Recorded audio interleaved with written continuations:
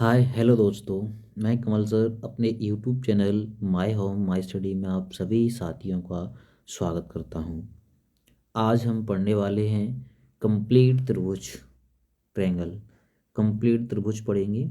ठीक है।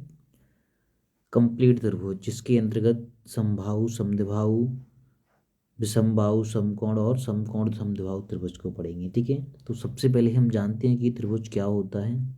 त्रिभुज त्रिभुज होता क्या है। तो त्रिभुज एक तीन भुजाओं से निर्मित एक बंद आकृति होती है। त्रिभुज क्या होता है। त्रिभुज तीन भुजाओं से निर्मित एक बंद आकृति होती है, उसको त्रिभुज कहते हैं। ठीक है। बेसिकली त्रिभुज का क्षेत्रफल, बेसिक त्रिभुज का जो क्षेत्रफल होता है, बेसिकली त्रिभुज का क्षेत्रफल वो होता है 1/2 आधार गुणा ऊंचाई। 1/2 आधार गुणा ऊंचाई। ठीक है। बेसिकली त्रिभुज का क्षेत्रफल 1/2 आधार गुणा ऊंचाई होता है। ठीक है। इसकी जो परिमाप होती है वो क्या होती है, सभी भुजाओं का योग। जो पैरामीटर होती है इसकी परिमाप, परिमाप वो बोलेगी सम ऑफ ऑल साइड। ठीक है। सभी भुजाओं का योग, योग सभी भुजाओं का। ठीक है। सभी भुजाओं का। ठीक है। ये बातें हमें अच्छी तरह आनी चाहिए। कौन कौन सी हमारी बातें हैं, एक बार हम पुनः फिर देखते हैं। देखो, त्रिभुज एक तीन भुजाओं से निर्मित एक बंद आकृति को त्रिभुज कहते हैं। जैसा कि ये है त्रिभुज का क्षेत्रफल, त्रिभुज का क्षेत्रफल क्या होता है, 1/2 आधार गुणा ऊंचाई। त्रिभुज की परिमाप होती है सभी योग, सभी भुजाओं का, सभी भुजाओं का क्या योग, सभी भुजाओं का योग, ये त्रिभुज की परिमाप होती है। त्रिभुज के प्रकार, त्रिभुज भुजाओं के आधार पर तीन चार प्रकार का होता है। नंबर 1 समद्विबाहु त्रिभुज, नंबर 2 समद्विबाहु त्रिभुज, नंबर 3 विषमबाहु त्रिभुज, नंबर 4 समकोण त्रिभुज, और एक होता है नंबर 5 पे समकोण समद्विबाहु त्रिभुज। ठीक है। समकोण समद्विबाहु त्रिभुज अलग अलग हम इन पर चर्चा करते हैं। सबसे पहले हम लेते हैं समबाहु त्रिभुज। तो समबाहु इस सबसे स्पष्ट है, जिसमें समान भुजाएं हों उसको हम क्या कहते हैं, समबाहु त्रिभुज कहते हैं। यानी जिसकी सभी भुजाएं कैसी हों, जिसकी सभी भुजाएं समान हो, यानी ए भी ए हो, ए भी ए हो और ए भी हो, उसको अपन क्या कहेंगे, समबाहु त्रिभुज कहेंगे। आप सभी छात्र डॉट रस्टर लेकर बैठ जाएं और इन सभी चीज़ों को अच्छी तरह समझकर अपने रजिस्टर में नोट कर लें, ताकि ये लंबे समय तक आपके काम आते रहें। ठीक है। सभी भुजाएं समान होती हैं, उसको अपन क्या कहते हैं, समबाहु त्रिभुज कहते हैं। तो इसमें हम सबसे पहले पढ़ेंगे समबाहु त्रिभुज का क्षेत्रफल क्या होता है। तो समबाहु त्रिभुज का जो क्षेत्रफल होता है वो क्या होता है, √3/4 ए क्या है यहाँ पर, भुजा। ये समबाहु त्रिभुज का क्षेत्रफल होता है। ठीक है। इसकी यदि हम परिमाप की बात करें, इसकी जो परिमाप होती है वो परिमाप क्या होती है, इसकी परिमाप, त्रिभुज की परिमाप होती है सभी भुजाओं का योग। तो इसकी भुजाएं कितनी है, 1 2 3, और तीनों समान है तो ये कितनी हो जाएगी परिमाप, 3a। ठीक है। इसकी परिमाप हो जाएगी 3a। ओके। इसकी एक ऊंचाई होती है, ऊंचाई h। इसको इस त्रिभुज की माध्यिका भी बोलते हैं और ऊंचाई भी बोलते हैं। तो ऊंचाई क्या होती है, इसकी ऊंचाई h, ऊंचाई होती है हमारी 1/2 √3a। ठीक है। 1/2 √3a। इसको हम पाइथागोरस प्रमेय की मदद से निकाल भी सकते हैं इस त्रिभुज में। ठीक है। इस त्रिभुज में हम क्या कर सकते हैं, निकाल भी सकते हैं इस वाले त्रिभुज में, इसमें। ठीक है। अब हम बात करते हैं समबाहु त्रिभुज की। देखो, समबाहु त्रिभुज का क्षेत्रफल हो गया कि नहीं हो गया, समबाहु त्रिभुज का क्षेत्रफल हो गया हमारा, ये क्षेत्रफल हो गया, परिमाप हो गई 3a, और ऊंचाई हो गई 1/2 √3a। अब हम बात करते हैं समद्विबाहु त्रिभुज की। ठीक है। तो सबसे स्पष्ट सम माने समान, द्व माने दो, बाहु माने भुजाएं। यानी एक ऐसा त्रिभुज जिसकी क्या हो, दो भुजाएं समान हों। कितनी भुजाएं, दो भुजाएं समान हो उसको अपन समबाहु त्रिभुज कहते हैं। ठीक है, क्या कहते हैं? समबाहु त्रिभुज कहते हैं। यानी ए वाली भुजा और ए वाली भुजा समान हो, ए भी ए हो, ए भी हो, और इसको मान लेते हैं अपन बी।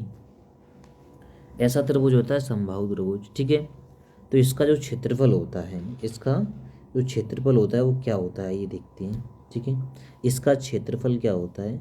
क्षेत्रफल बराबर बी यानी दूसरी भुजा बटे 4 रूल के अंदर ठीक है, रूल के अंदर 4a² माइनस b²। ठीक है, ए समद्विबाहु त्रिभुज का क्षेत्रफल होता है। इसकी जो परिमाप होती है, परिमाप वो क्या होती है? 1 और 2 यानी कि 2a, ये बी वाली प्लस बी, ये इसकी परिमाप होती है। ठीक है, इस तरीके से इसके ये दो फॉर्मूले बनते हैं। यदि आपको ये सभी फॉर्मूले अच्छी तरीके से आते हैं तो आप सवालों को छुट्टियों में कर सकते हैं। ठीक है, अब नंबर तीसरे पर आता है हमारा विषमबाहु त्रिभुज। ठीक है, विषमबाहु त्रिभुज, ये वाला त्रिभुज। ठीक है, तो ये विषमबाहु त्रिभुज क्या कहता है? विषम बाहु यानी जिसकी सभी भुजाएं कैसी हों? विषम यानी कि अलग अलग हों, सभी भुजाएं कैसी हों? अलग अलग हों, उसी को अपन क्या कहेंगे?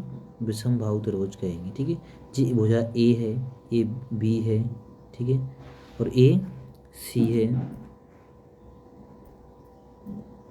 ए भुजा बी है और ए सी है, इसको कहते हैं विषम बाहु त्रिभुज। ठीक है, विषम बाहु त्रिभुज का जो क्षेत्रफल होता है वो क्षेत्रफल क्या होता है देखते हैं गौर से।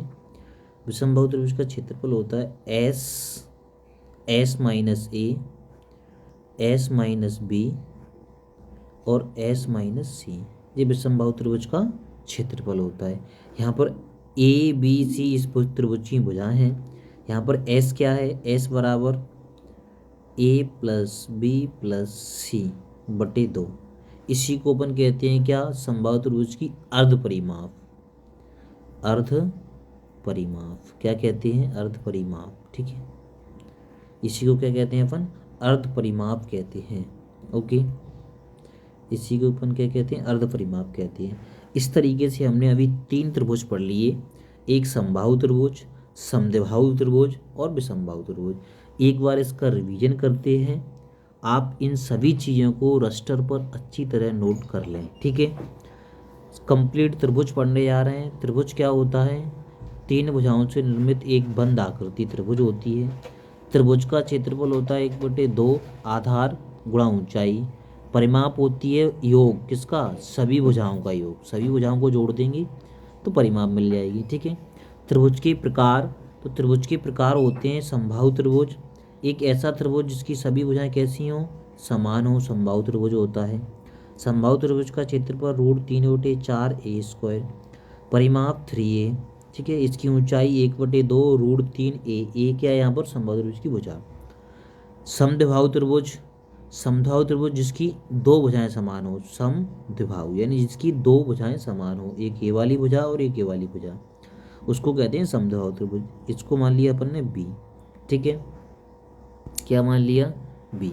तो इसका जो क्षेत्रफल होता है वो होता है b/4 रूट के अंदर 4a² माइनस b²। इसकी जो परिमाप होती है वो ये होती है। ठीक है, परिमाप भुजाओं का योग। ओके, विषमबाहु त्रिभुज जिसकी सभी भुजाएं विषम हो यानी अलग अलग हो, उसको विषमबाहु त्रिभुज कहते हैं। इसमें जो फॉर्मूला लगता है वो लगता है हैरो वाला फॉर्मूला, ये रूट के अंदर है सब, S minus A, S minus B, S minus सी।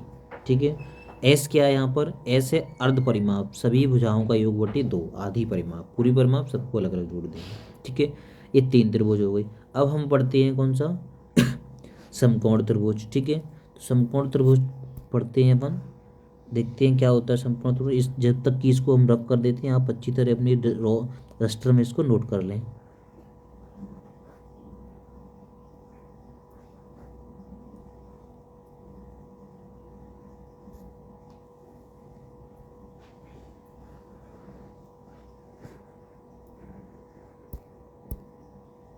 अब पढ़ते हैं अपन समकोण त्रिभुज। ठीक है, तो समकोण त्रिभुज क्या होता है?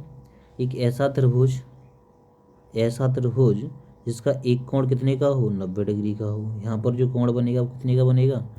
90 डिग्री का, यानी एक कोण 90 डिग्री का हो, उसको समकोण त्रिभुज कहते हैं। ठीक है, ए भुजा रहती है इसकी, ए बी, और ये सामने ये सी है, इसी को क्या बोलते हैं अपन, कर्ण। ठीक है, इसको बोलते हैं कर्ण। ये लंब, ये आधार। इसका जो क्षेत्रफल होता है वो क्या होता है, क्षेत्रफल बराबर 1/2 आधार, आधार यानी बी, गुणा ऊंचाई, ऊंचाई कितनी है, ए। ठीक है, परिमाप क्या होगी, सभी को जोड़ देंगे, ए प्लस बी प्लस सी, ये इसकी परिमाप होती है। ठीक है, इस वाली साइड को लंब कहते हैं, ये वाली साइड को आधार कहते हैं। ठीक है, ये वाली साइड आधार होती है, कर्ण होती है। ठीक है, अब एक और आता है हमारा समकोण समद्विबाहु, यानी समकोण होने के साथ साथ क्या हो, इसमें समान दो भुजाएं हों। ये वाली भुजा और ये वाली भुजा क्या होगी, इसमें समान होगी, यानी इसको भी ये मानेंगे और इसको ये भी मानेंगे। इसको आप कुछ भी मान सकते हो, बी या सी। ठीक है, इसका क्षेत्रफल क्या बनेगा, क्षेत्रफल बराबर 1/2 आधार गुणा ऊंचाई, इसका आधार क्या है, ए, ऊंचाई भी क्या है, ए, तो इसका क्षेत्रफल बन जाएगा a²/2। परिमाप में क्या लिख सकते हैं, इसकी हम सभी को जोड़ देंगे, यानी 2a प्लस बी। परिमाप में आप लिख सकते हो 2a प्लस बी। इस तरीके से हमने त्रिभुजों के सभी फॉर्मूले पढ़ लिए। अब इनकी अपन सवाल करेंगे। ठीक है, जब तक आप इन सभी फॉर्मूलों का रिवीजन कर लें, और अगली वीडियो में समबाहु त्रिभुज के सवाल करेंगे, 5-7 सवाल, 5-7 सवाल समद्विबाहु के करेंगे, 5-7 सवाल इसके करेंगे, 4-5 सवाल इसके करेंगे और इसके करेंगे। इसलिए आप इन सभी फॉर्मूलों को अच्छी तरह याद कर लें, समझ लें और अपने रजिस्टर में नोट कर लें।